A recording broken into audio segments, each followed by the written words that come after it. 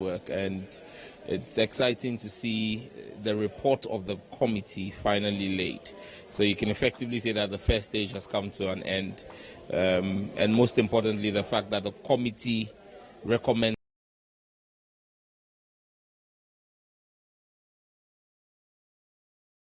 doctor are forcing and the other accused persons in the ongoing financial loss case involving the purchase of some 200 ambulances to open their defenses.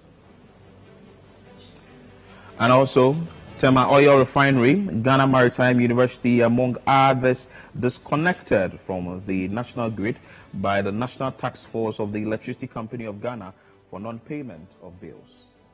In the current, 1 is 0, 2, 0, 3 is also 0. Let's come to meter 2.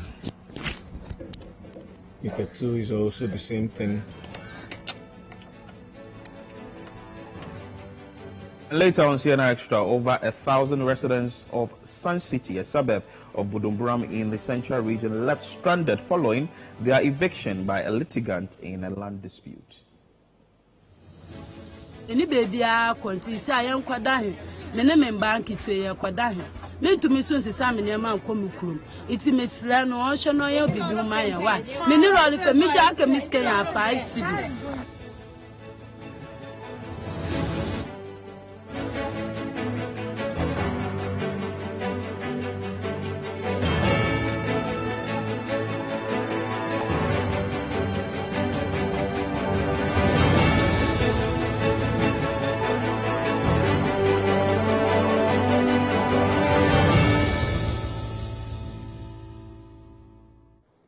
Once again, you're welcome to CNR Extra. We are live on City TV, and you can join us with your thoughts, submissions, and comments for our WhatsApp line 0204 447033. We are streaming live on YouTube, and you can join us there on CityTube. Jude Mensah Dankania, welcome to the show. Thank you so much. How's your Friday going? We're excited. So far, so good. Exactly. And the month has come to an end. Yeah, I mean, it's been a really interesting month, especially with all that's happening, the conversation on Make It Ghana, showing our proud heritage as a people. I mean, it's been a really thrilling month. I've been excited to be a part of this whole experience. Full of activities. Exactly, and relevant activities for them, but activities that take our mind back to who we are as a people. So for me, I'm particularly excited to be part of this. I hope even beyond the month of March, we can still be able to showcase our rich heritage. We can still be able to eat our very good food like we saw at the Back to the Village Food Bazaar, and all the things that remind us of all the things that remind us of how far we've come as a people and as Ghanaians. Let's bring you the very first story that has to do with the bill which has been laid on the floor of Parliament, and that is the LGBTQ bill that criminalizes the activities in Ghana. Our stories now. And the report on the promotion of proper human sexual rights and Ghanaian Family Values Bill 2021 has been laid before Parliament by the Constitutional, Legal and Parliamentary Affairs Committee of the House. The bill seeks to criminalize LGBTQ activities by providing for proper human sexual rights and Ghanaian family values, proscribe LGBT-related activities, and provide for the protection of the support for children. The private members' bill is being championed by 8 members of Parliament, led by the Member of Parliament for Ningo Prampram, Samuel Nati George. City News' Ni Aikwe Okain has more. The Constitutional, Legal and Parliamentary Affairs Committee of Parliament on Thursday presented its report on the promotion of proper sexual human rights and Ghanaian Family Values Bill 2021 to the House. 20 months of hard work, 21 months of hard work, and it's exciting to see the report of the committee finally laid. So you can effectively say that the first stage has come to an end, and most importantly, the fact that the committee recommends to the House that the bill should be passed, subject to the amendments that have been agreed between sponsors and the committee. So I think that we're in a good place. The House rises tomorrow. It's impossible for us to have the debates tomorrow, but I'm hopeful that when the second meeting of this sitting of Parliament is called, we'll be in a good position to have a proper debate on the bill. We know that this has taken quite a long time. What are some of the challenges that confronted the committee, for which reason it delayed the presentation of its report? Well, the sheer number of memos. It's the largest any bill in the history of Parliament has ever seen. About 200 memos from different countries, and so the committee had to do it well. If it had to be done, it had to be done well. We were learning from the Ugandan experience.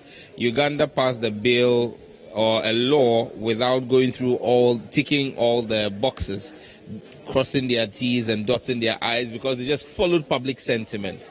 And then it was challenged in court. And the Ugandan law was thrown out, not because there was anything wrong, but because of procedure. So we've decided to take our time and go through procedure, do it right, get it right, so that because we anticipate that people will want to explore it in court. So you don't want to give them frivolous grounds on which to be able to attack the bill. So we've done a very detailed work. We're grateful to the committee as well. The committee, I've had occasion to fight the committee chair in the public, come to the press and issue threats and all of that. But I think it's all in the spirit of getting this done and carried along. And where we've got into, we say thank you to the committee. Parliament is expected to consider the various revenue bills that are currently before the House before it rises on Friday, March 31, 2023. So what they are telling us is that it is critical that they get these tax bills through, which we all do agree, but there's more that needs to be done than just enhancing tax revenue. So for me personally, when I hear that without these taxes, things will come to a halt, I don't actually believe it, because I believe that there are quite a number of things that we can do if we are really serious in, having some kind of a fiscal consolidation as one of the conditions or one of the processes you go through when you're on an IMF program.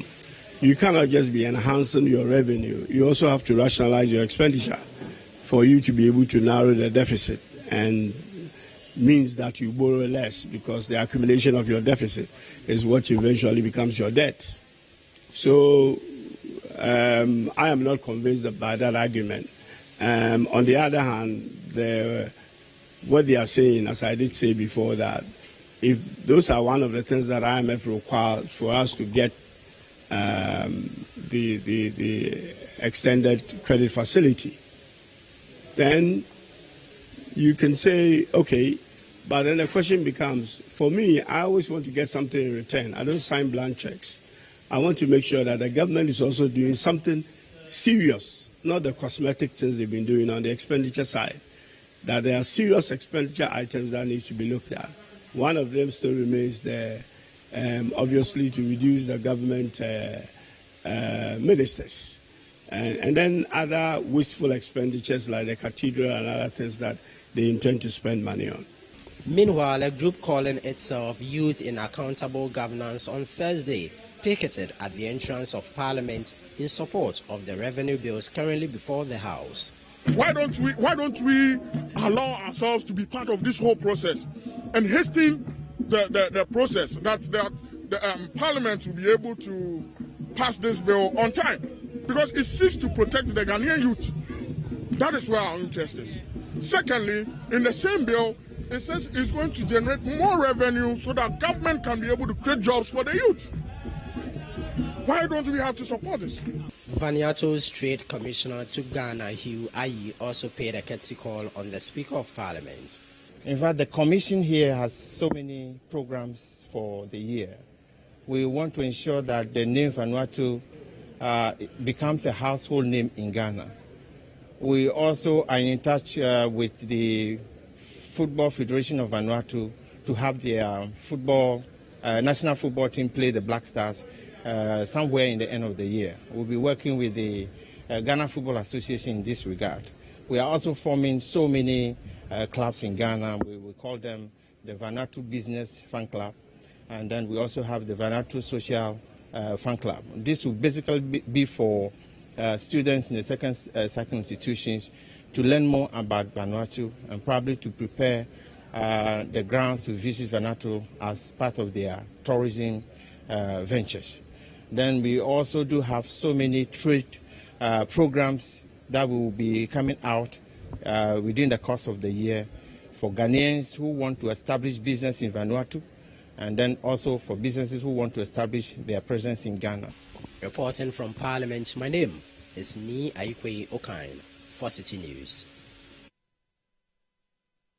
Among the many issues that were discussed on the floor of Parliament, the LGBT bill, that is the anti-LGBT bill, was one of the issues that came out topical. Let's cross over to Parliament and speak to City News' parliamentary correspondent, Ni Aikwe Okan, who joins us via phone to give us up to speed as concerned to what is happening in Parliament there. We would speak to Ni Aikwe Okan. Ni Aikwe Okan, and now that the anti-LGBTQ bill has been laid on the floor of Parliament, what next? So, Philip, yesterday, that's on Thursday, the Constitutional, Legal and Parliamentary Affairs Committee of the House that was overseeing the anti-LGBT bill, or what we refer to as the Proper Sexual Human Rights and Ghanaian Families Value Bill, presented its report to the House. Now, the report has been laid, which means that subsequently it will appear in the other paper as a motion, and then they will take it up as a debate. The House would debate on it, and then subsequently a decision would be taken. But if you know, today Parliament is rising, so when they go on recess, of course, no activity will take place. It is expected that when the next session of Parliament resumes, they will take the debate on this anti-LGBT bill. Philip. Once Parliament is rising today, what is expected to happen in the House today? We know of the revenue bills that are supposed to be passed today. Is that going to happen before Parliament rises? So we have some revenue bills that are currently before the House. The government is expecting that with the passage of these revenue bills, it will be able to rake in about 4 billion Ghana cedis annually to as domestic revenue. So, and this is also a key requirement for the for government securing the IMF board approval. So, if you will recall, President Akufo-Addo in his State of the Nation address appealed to the House to expedite work on this. We heard the Finance Minister Ken Ofori-Atta, as well as other government officials, appealing to the House to ensure that these revenue bills are passed. Today, Parliament is expected to rise, and it is also expected that these bills will be considered and passed. If you know, some of the minority members have indicated that there is no need for them to approve these revenue bills. I had an interaction with Kweku Rickett-Hagan, and he said that the government rather has to cut down on some frivolous expenditures rather than focusing on these revenue bills. So that we are expecting that today that discussion would be held, the bills will be considered, and then subsequently a decision will be taken on it by the House. I have one of the members of Parliament here with me, Edward Bauer. We want to engage him and find out from him, are the minority group, members of the group, are you all going to disapprove of these revenue bills? Yeah, basically, our positions have always been very clear, and our position has been that if we cut down on some expenditure, we can still make the expected revenues that are supposed to be gotten from these revenue handles. And so, in as much as yes, government needs money to be able to make sure that this economy does not crash, the sources of it is what we differ, we and the government. We think that, for example, if you just even look at our Auditor General's report, just the issues about financial irregularities, I'm just looking at just the cash irregularities. I'm just using cash irregularities at areas that government can work at. That's the first point. Secondly, if government is minded to be a bit strict in terms of corruption through procurement, we should be able to raise the necessary, funding for that. So yes, government does not necessarily.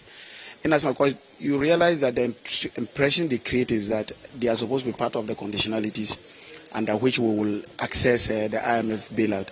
But I don't think the IMF suggestions are that, look, you must necessarily increase your revenues. They are saying that, look, find a way of bringing in more revenue into the kitty. And so it could either be increasing taxes or cutting down on your expenditure. So basically, we think that the better way to go in this circumstance is to cut down on the expenditure, because people are already suffering. Inflation is through the roof. You have the depreciation of the cedi not being the best. And then to a very large extent, people are really suffering. Because if you look at the real value of money people take home at the end of the month, you realize that it is nothing that can really meet the basic domestic needs of every family. And so to add such additional, taxes will be very terrible. Because for a businessman, remember that the businessman will not look at the tax as part of cost. It will pass through. So definitely, if you are increasing taxes, know that the end user, and that is whoever accesses the service or the goods that the taxes will affect, are the ones going to suffer. And therefore, I think that government should take a second look at that. Yes, we need the money, but we can get the money from cutting expenditure instead of rather increasing revenue, taxes. So what will be the showdown today in the House? Because over the period, we've heard the minority saying that they are not going to approve some, bills that have been laid in the House by government. But in the end, we see these bills passed. What different would today's one be? Yeah, I think that, to be very sincere with you, in the face of what happened on Friday, people are a bit skeptical as to what is going to happen. I know my colleagues and I think that this is an opportunity to redeem ourselves. And therefore, we know the sentiments of Ghanaians, we know the sentiments of traders, we know the sentiments of the business environment. They seem to be suggesting that these are bills that will be endemical to their businesses. And of course, it is going to be detrimental also to Ghanaians as a whole. That's why we describe those revenue bills as obnoxious. And I think that it is only fair that we demonstrate that the only way we can do it is not through talking. Is that today, if government intends laying those particular bills, we are sure that we'll rise up and be counted. We will rise up from the ashes. I know that for now people may not be taking our words seriously, but I believe that there are battles ahead that will redeem ourselves. One of the ones that will be redeemed will be on the issue of the revenue. At least for us, what we are saying is that we should rise and be counted. That even if the bill is going to pass through because of the differences in numbers, it should not be on the basis of the fact that the minority was part of that decision. Thank you so much for speaking with us. So you heard there the MP for Bongo, Edward Bawa. I have with me here Habib Idris, MP for Tolon. We also want to engage him and find out how prepared the majority is for these revenue bills today. In fact, we in the majority, we are ready for the bill. In fact, the revenue bills that we are going to look at is part of the revenue measures to finance the 2023 budget. Rather unfortunate that the time we were doing the appropriation, we were unable to take these revenue bills. So it is just something that we are actually going to pass today. We are ready. We have our numbers. Rather unfortunate that on Friday, Monday, we lost one of our own, the Member of Parliament for Kumo, Honorable Baswa, may his soul rest in peace. But we in the majority, and as a deputy whip, I have my numbers, and we'll use our numbers to be able to pass the revenue bills. We've had some institutions, AGI, GUTA, complaining that the passage of these bills are actually going to cripple businesses. Is that not a concern to the majority? It is never the case that it's going to cripple businesses. If you look at Ghana, in terms of tax to GDP, we are still doing somewhere around 13-14% in terms of tax to GDP. And government-deflated expenditure need to be financed. There was an expenditure that the government has actually looked at raising. How do government raise those expenditure to finance the business? It's through those revenue. We are not doing enough. If you look at the sub-Saharan Africa, when we tax in terms of tax to GDP, Ghana is still among the list. So to argue that it is going to cripple business, it have no intention. Is it the growth and sustainability bill, or which part of the bill are you saying? All these bills are to come to help government to mobilize resources to finance the budget. We know we are in trying and difficult moment, and for that matter, we need to do a lot of sacrifice. It is a burden sharing, and if we are not taxed how do we proceed? So the best way is for government to be able to pass these revenue bills. In fact, the revenue bills, like I said earlier on, are part of the budget and the appropriation that we approve. They are just components. So they are not new taxes that we are bringing. They were taxes that were already, made known in the budget, that the whole house approved the budget. It was part of the appropriation that we all do. But it's just that the procedure, that it has to come from the finance committee for us to do. That's what exactly we are doing now.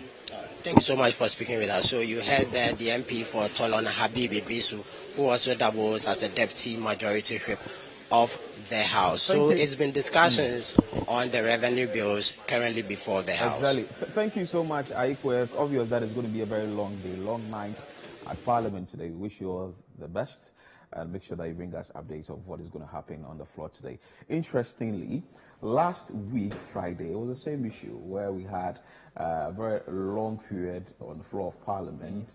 That is the approval of the 6 ministers. And this week, Friday, we're having the issues of the bill, where the minority says, well, we are not going to approve it. And also the majority says that it's going to go through. Briefly on the LGBT, then we go to the bills and we talk briefly about that.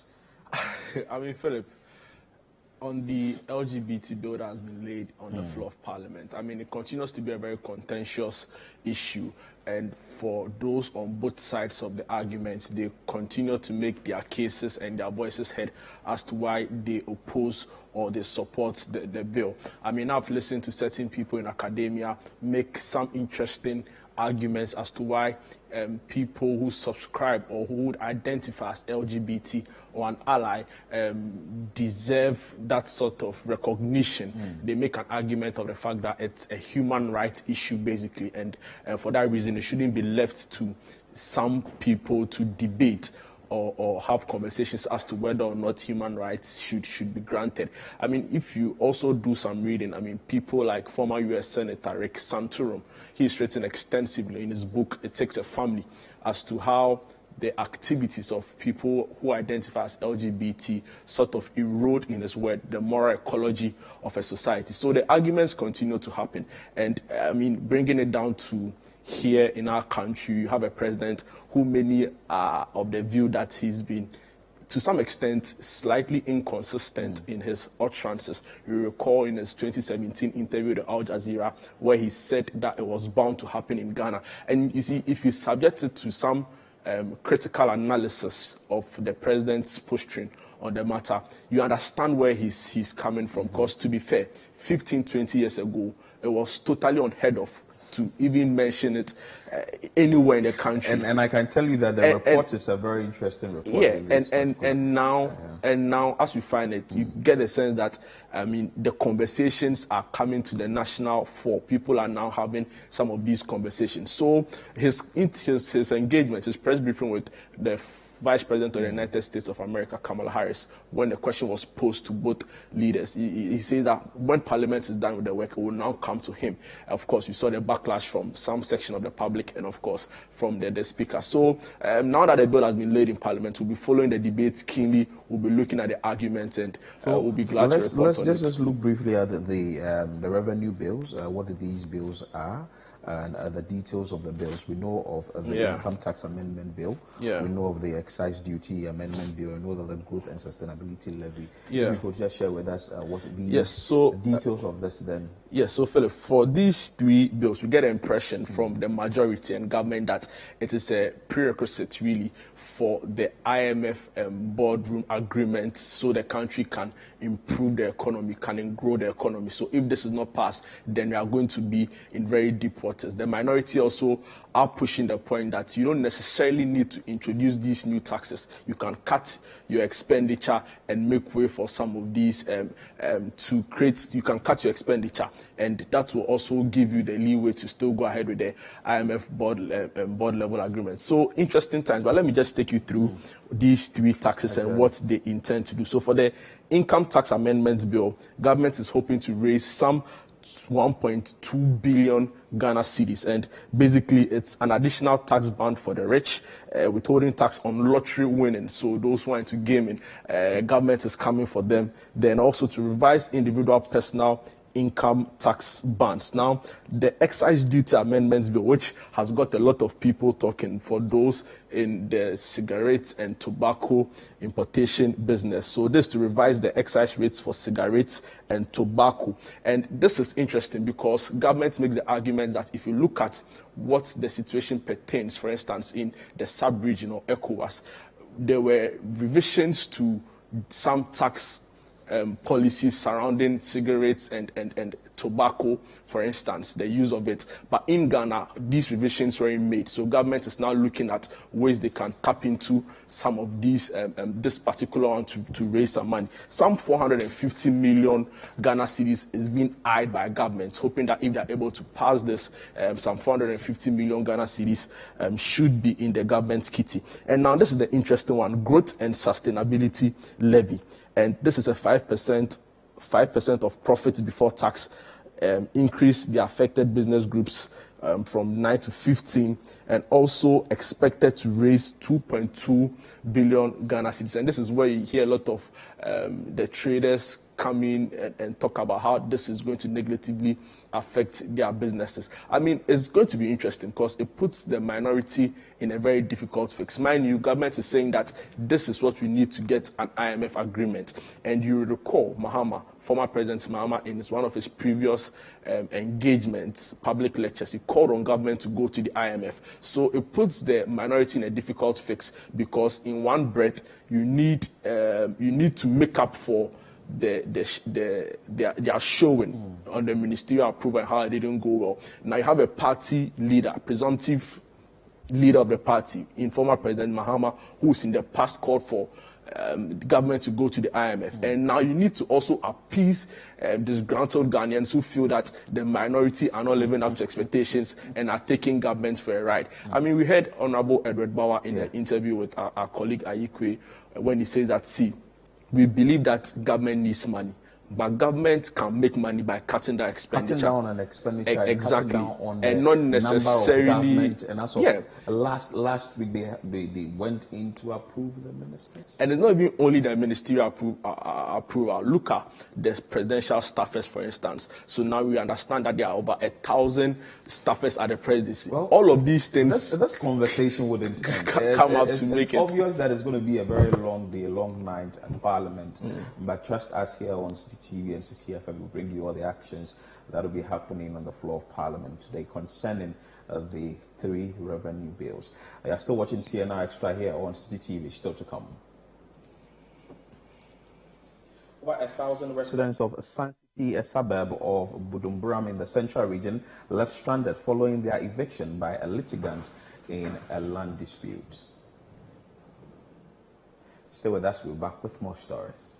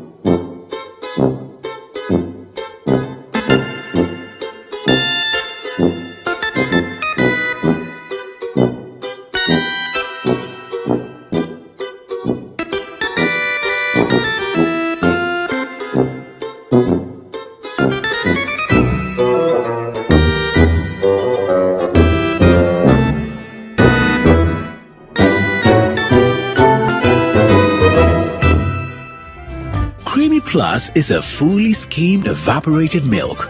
Creamy Plus is available in a shop near you. This message has been vetted and approved by the FDA.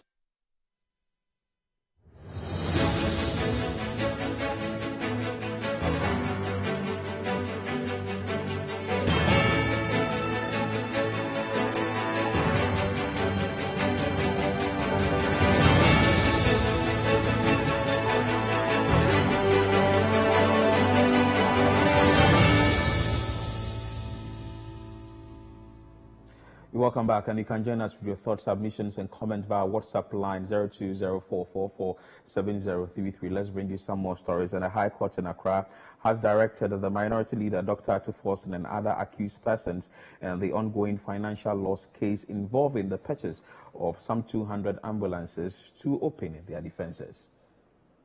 House of Legislature. Let's now go to the House of the Judiciary. And the High Court in Accra has directed Minority Leader Dr. Atuforsen and the other accused persons in the ongoing financial loss case involving the purchase of some 200 ambulances during the NDC legislators' era as Deputy Minister of Finance to open their defenses. This follows a court's decision that prosecution has proved a prima facie case against the accused person worthy of an answer. City News' Hans Najiman has more in this report. The case against Dr. Atuforsen is that he allegedly wrote letters of credit to the Bank of Ghana for the over 2.7 million euros without authorization. Prosecution alleged that it is these letters of credit that paved way for the purchase of the ambulances which were not fit for purpose. The judge indicated that a prima facie case of causing financial loss to the state has been met since prosecution has been able to prove that the ambulances were purchased, monies were expended, but they were not fit for purpose. On whether Dr. Atuforsen can be held liable for the financial loss, the court noted that since the lawyers of Dr. Atuforsen have not been able to prove that he had authority for the letters of credit, then he has a case to answer. Dr. Atuforsen, in his cross-examination of prosecution witnesses, noted that he had authorization from Seth Tekpe, the then Minister of Finance, hence he cannot be held liable. The court, however, concluded that since the prosecution had made a negative averment that Dr. Atuforsen did not get authorization for issuing the letters of credit, and since Seth Tekpe in his statement volunteered to the investigators did not conclusively state that he authorized the accused person, the burden lies on Dr. Atuforsen to prove his positive averment that he had authorization. The judge likened this to the situation when a police officer makes a stop of a motorist, indicating that the motorist do not have a license. The judge noted that in such a situation, it is the burden of the motorist to produce his or her license to prove otherwise. The other two accused persons, Dr. Sylvester Anemena, who was a chief director at the Ministry of Finance at the time of the deal, and businessman Richard Jakpa, who are also standing trial for counts related to the ambulance deal, have also been asked to open their defense. The case has been adjourned to April 13 this year. Also in court, 3 former staff of the Electricity Company of Ghana and 7 others who are prepaid vendors of ECG have been arraigned for counts of stealing and money laundering for allegedly selling ECG prepaid credit without accounting for the funds and sharing the monies among themselves to the tune of 2.1 million Ghana cedis. According to the facts of the case, the first accused person, Ali Nancy Shaibu, who was a computer programmer at the ICT department of ECG at the headquarters, acted in concert with the other accused persons to sell prepaid credits and share the proceeds without accounting for same. The 2 other ECG officers in the case are one Grace Gardner, a cashier at ECG Kaswa branch, and Anthony Quay, a technician at the ECG Kaswa branch. The accused persons, according to the prosecution, used proceeds of their crimes to purchase a Toyota Highlander station wagon, an unregistered Mercedes-Benz saloon car, and 2 houses, one located at Amasaman and the other at Bashan Junction in Kumasi, hence the money laundering charges.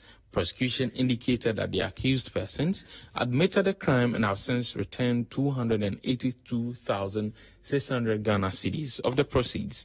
The accused persons, however, pleaded not guilty and were remanded. In the coup plotters case, the court in Accra expunged the testimony of late Dr. Frederick Mapam from the records of the courts. This comes after the court received confirmation of the death of Dr. Mapam, who was standing trial, with 9 others for allegedly plotting to destabilize the country. Dr. Mapam was confirmed dead on Sunday after he collapsed at home and was rushed to the hospital.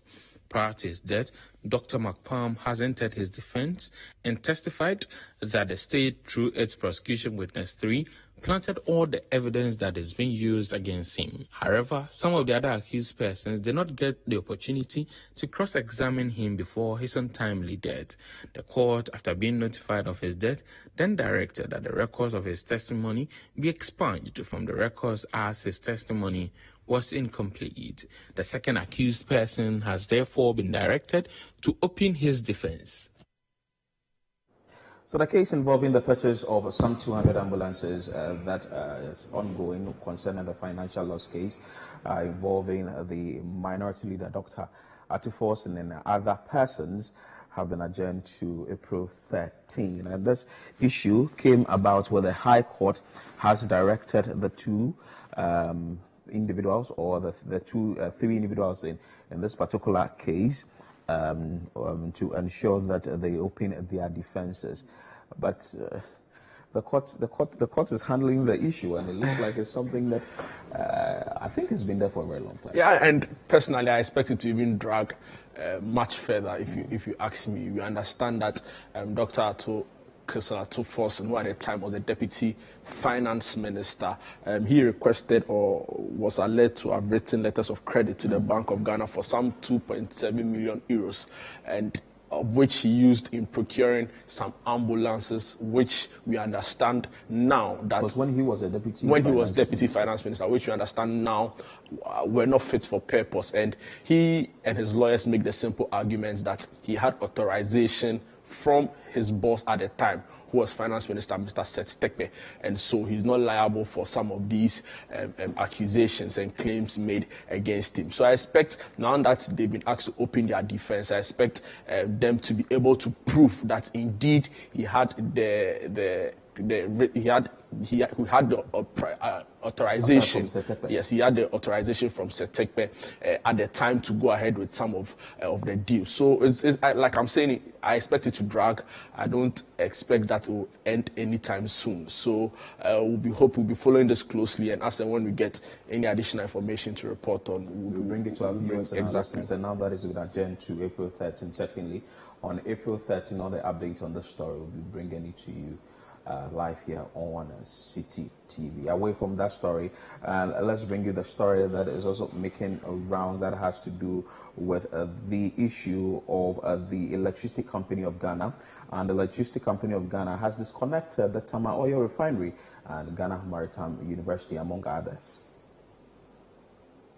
Power distributor Electricity Company of Ghana, which was also mentioned in that report by Hansen, and talk about the campaign that it has been embarking on to disconnect institutions. Now, the Tema Oil Refinery, the Regional Maritime University, and a host of other companies have been disconnected from the national grid by the National Task Force of the Electricity Company of Ghana for non-payment of bills. The companies defaulted in their payment schedule, leaving the task force with no option but to terminate their energy consumption until further notice. This forms part of ECG's bid to collect debts owed by its customers. Meanwhile, the Accra International Conference Center has been commended for prompt payments. Fred Duho has been following the team, and he has details. Now, Fred, please tell us more on what the ECG has been doing today. It's yet another day where the electricity task force is out in town to collect its revenue from their customers. Here at the Accra International Conference Center, we've heard some departing news from the norm where people owe the ECG huge sums of money. But what we've gotten from here is that they are prompt with payments, they are current, and they even sometimes give pressure to the ECG task force to come for check to settle their debts. Hadi Ibrahim is the chief accountant here at the Accra International Conference Center, and he's been sharing with us what has changed over the period with their payment of bills. What has changed is the fact that the center and the Electricity Corporation are partners, and the center rely on the ECG for its power needs. Therefore, it has never been and will not be in the interest of even the center to default in payment. But to cut long story short, it happened those days that we had a lot of bills, and then we were also matching up with revenue. It got to a time that we were so much indebted to the Electricity Corporation, so we had to come to some agreement, gentleman agreement, a mode of payment. They gave us a payment plan, and we kept fit with the payment plan. So we're able to clear our bills by the end of last year or thereabout. The Revenue Protection Task Force at ECG also uncovered underground illegally connected cables at Hillbury Hotel at Ebri, where the entire facility operates without paying bills. All the load in the hotel passes through the joints they've done, which doesn't go to any meter. This is the 80. Pardon? So this is what it's a fee off. Further checks from the installed meters revealed that the 3 meters recorded 0 readings. In the current, 1 is 0, 2, 0, 3 is also 0. Let's come to meter 2. Meter 2 is also the same thing.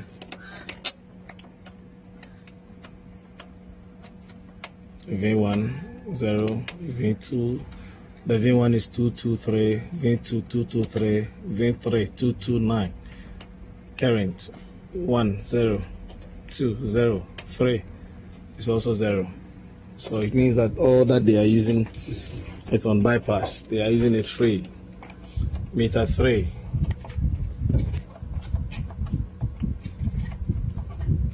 V1 230, 224, and then 230. The current 1, 0, 2, 0, and then 3 is also 0.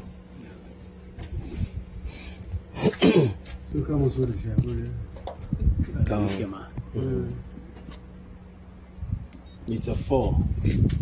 That's the meter number, the time, the date, voltage. 1 is 229. The next one was 230, 230. Current. I1 is 0, 20, and the 3 is also 0. You have to go where the change over is. So you have to go. you can pause it. Yeah, the change over. Take the next one. breaker. Take the next one. Exposing cable. This is the red phase is giving us 0, as you can see on the meters. The yellow is also 0. The blue is 0. And the neutral is giving us about 73. About 73. So we traced and we saw where the bypass is going. Other companies, including the Tema Oil Refinery, owe 26 million Ghana cedis, while the Regional Maritime University owes 300,000 Ghana cedis. Kasapreko Distilleries paid 1 million Ghana cedis out of their 2.1 million cedis bill and a host of other companies. Meanwhile, the power distributor and Gridco have issued a joint press statement informing the general public about unintended maintenance work, which will lead to 2 weeks of load shedding. So the second place we're visiting in the day is the Delta Frozen Company Limited. This is a space they've acquired to do the export of fresh mangoes out of this country. But that, we understand, has come to an end, and the entire place now looks vacant. But the very interesting thing here is they've not been able to settle their debt with ECG, and they owe to the tune of about 205,000. And the Electricity Company of Ghana is ensuring that as a debtors pay all the monies they are owing the company. And Kasapreko, Ghana Maritime University. Also police barracks. Oh, you still want to talk about that issue? It's serious though. I mean, Philip, is one thing owing the ECG and having some outstanding bills to pay and having some arrears to pay, having the meters running and not making enough money to pay, and you're owing. So there's the promise or there's the hope that you work towards it and pay the ECG. And it's, for me, in my opinion, really the height of irresponsibility for any business, especially in the hospitality industry, for only God knows why that's what I'm going to. And for only God knows why run a business like that and not want to pay anything at all. At least if you want to do, do small. Everything. I mean, see, to be fair, a wrong is a wrong, right? Exactly. So if you're in arrears, you are wrong. You agree. And if you don't even want to pay at all, that's even unthinkable. So for me, it's unfortunate that people still want to find a way of beating the system. People always want to find a very convenient way of going around the system. And you see, we sometimes sit here and talk about how our economy is not doing well. We talk about how government is not working very hard to improve. This morning I heard a story. The IPPs are asking that the government should ensure that they are being paid. You see, but the truth of it is that you need taxes to grow the economy. You need to be able to pay your bills. You need to be able to meet all of these commitments. I mean, we understand that the cost of some of these things can be on the high, but I believe that if you have a plan for your business or whatever you are into, you should be able to. And we heard the story from the Accra International Conference Center, for instance. The accountant who spoke to our colleague Fred Ho, and he was clear. Was like, see, in the past it was quite difficult for us, but we went into a gentleman agreement with the ECG. They gave us some guidelines as to go about it and how to pay on an installment basis. And to be fair, they don't owe any amount, and they are running the place quite well. The last time I was there, I was impressed with certain things that they had put in place, even aside the ECG bill. So it's not all gloom. It's not as though every government agency or company is trying to take advantage of the system. So we commend the AICC management, and we hope that those who are doing the opposite would learn from those who are in line. And the Electricity Company of Ghana says it's a month-long exercise, so certainly they would get to your place. You are still watching CNR Extra here on CTV, still to come. Over 1,000 residents of Sun City, a suburb of Budumbram in the central region, left stranded following their eviction by a litigant in a land dispute. Stay with us, we'll be back with that story.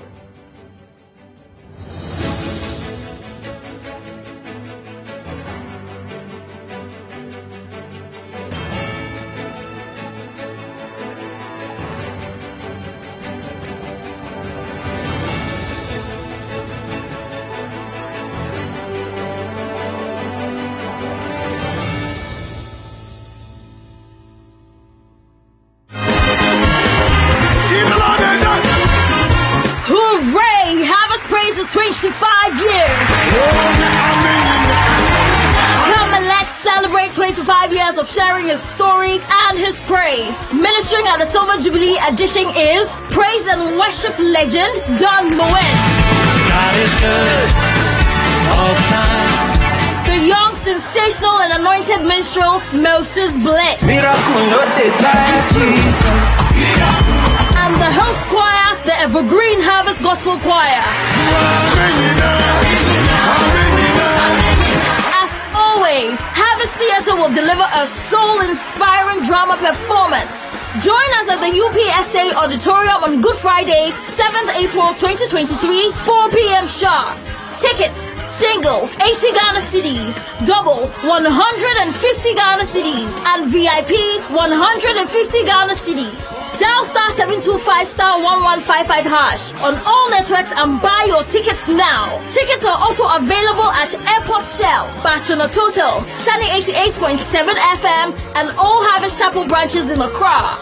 Children are not left out. Children from ages 5 to 12 will enjoy an awesome experience at the HP Kids session featuring King's Kid, Louis Pascal, Kata Harry, and many more. Entry is free for kids once you purchase an adult ticket. Come, let's celebrate. It's the Silver Jubilee. Harvest Praise. Get your praise on. See you there.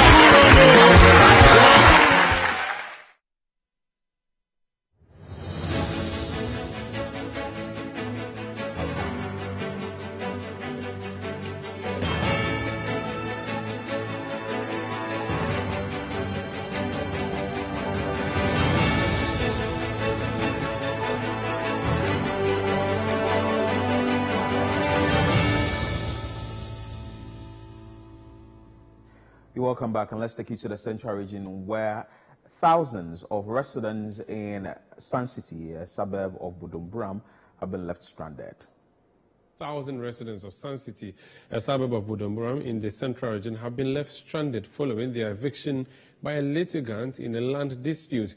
The residents lament they were not given adequate time to relocate from the area. Central Regional Correspondent Calvis Tete has more.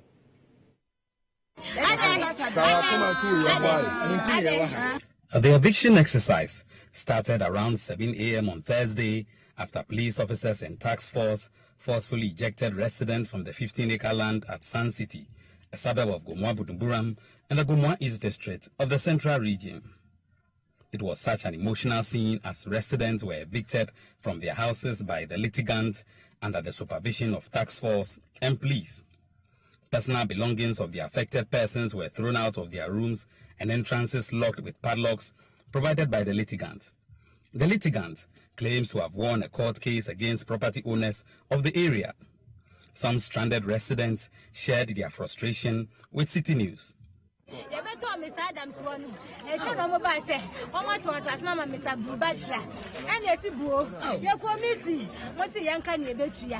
Maybe then your quarter plus, your mom is asking me to make you 100 million. I want to see that in you sort. My sister will maintain it and 350 million. I need to bet you 150. What's that in you sort? Sister, my brother letter, what I say 1 week or so, you bet you. I didn't say, Papa, Maba, you know, me grab one thing. That is a scanner yet, Muti, Modiano, teaching us. Yes, you are in the bed here. Second parents, no more even never grab on here. Papa, yeah. Oh, my, yes, you never know about the man. Say, no, man, you grab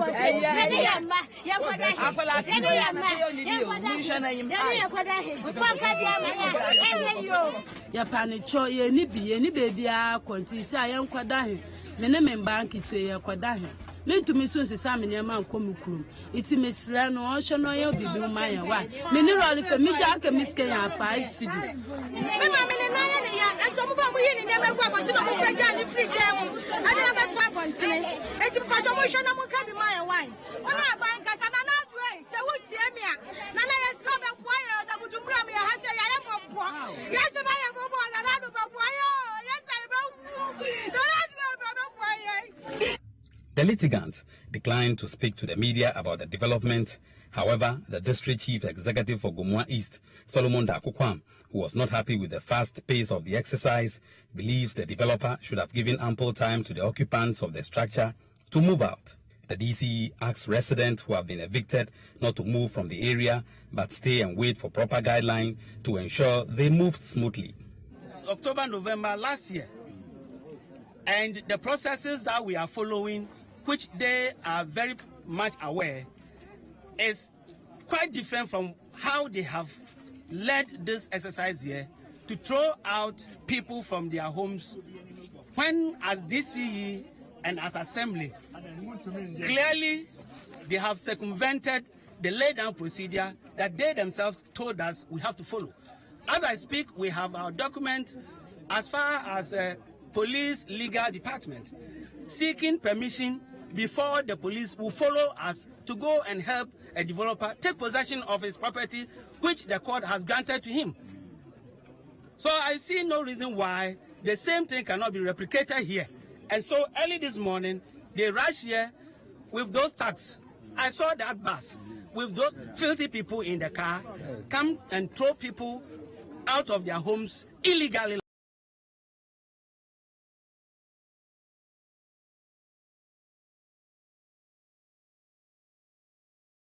So be it.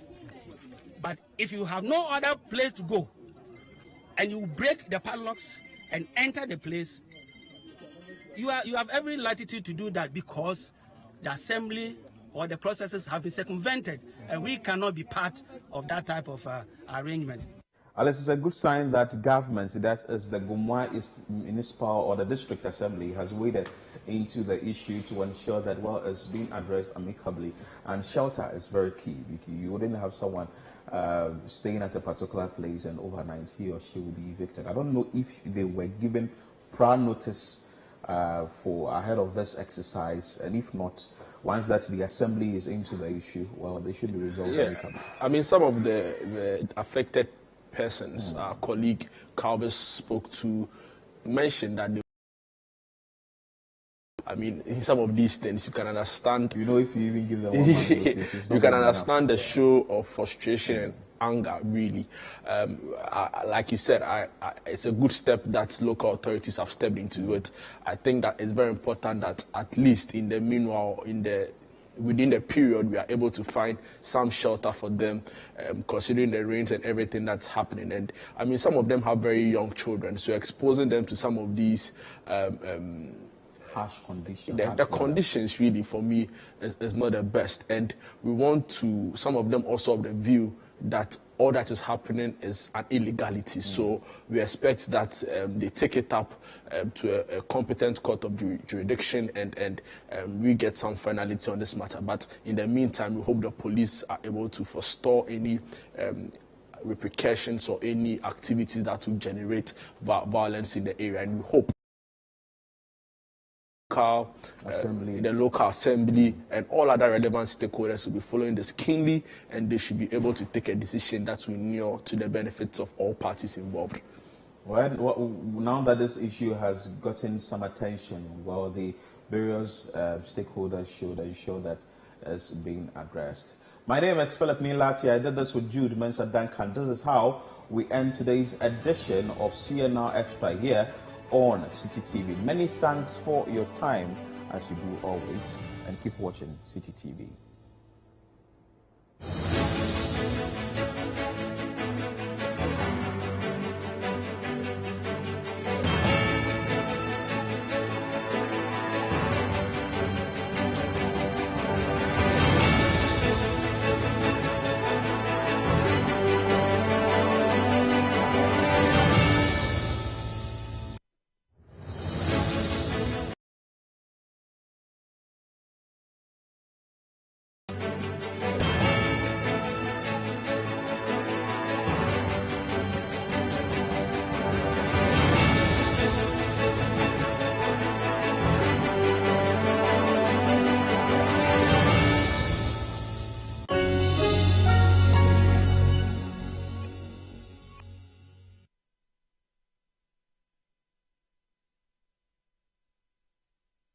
Serene, pristine, natural.